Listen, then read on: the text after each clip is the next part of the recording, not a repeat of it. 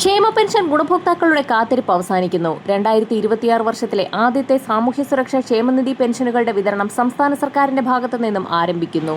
വാർദ്ധക്യ, വിധവ, ഭിന്നശേഷി പെൻഷനുകളിലെ 7 ലക്ഷത്തോളം വരുന്ന ഡയറക്ട് ബെനിഫിറ്റ് ട്രാൻസ്ഫർ വഴി NSAP വിഭാഗത്തിൽപ്പെട്ട് പെൻഷൻ തുക സ്വീകരിക്കുന്ന ഗുണഭോക്താക്കൾക്ക് 200 മുതൽ 500 രൂപ വരെയുള്ള കേന്ദ്രവിഹിതം കൂടി എത്തിച്ചേരും.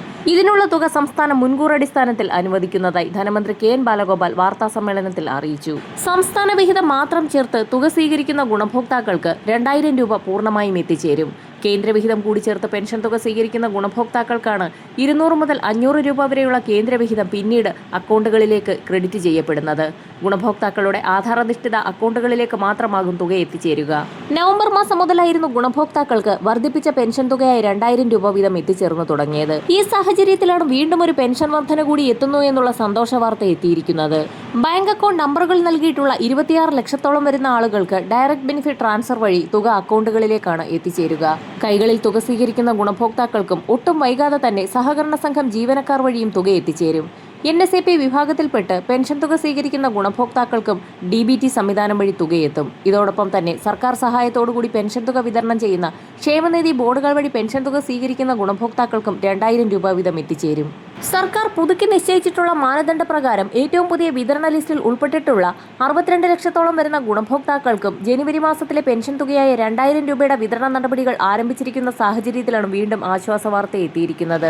പ്രകടന പത്രികയിലെ വാഗ്ദാനമനുസരിച്ച് ഗുണഭോക്താക്കൾക്ക് 2500 രൂപ വരെ ക്ഷേമ പെൻഷൻ ഇനത്തിൽ എത്തിച്ചേരും.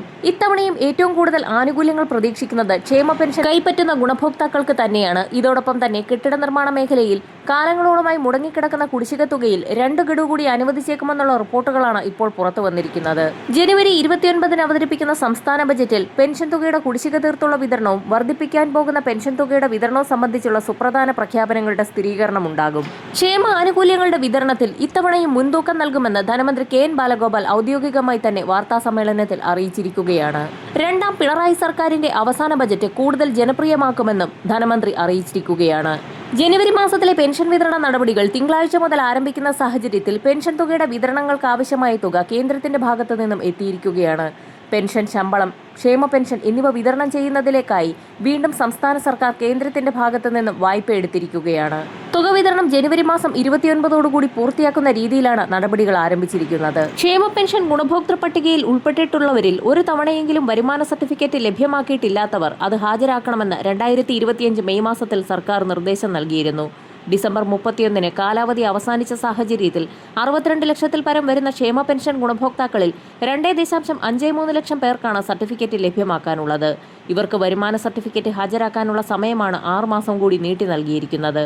അക്ഷയ കേന്ദ്രങ്ങൾ വഴി ജൂൺ 30 വരുമാന സർട്ടിഫിക്കറ്റുകൾ അപ്ലോഡ് ചെയ്യാനുള്ള സൗകര്യമുണ്ടെന്നും ധനമന്ത്രി അറിയിച്ചു.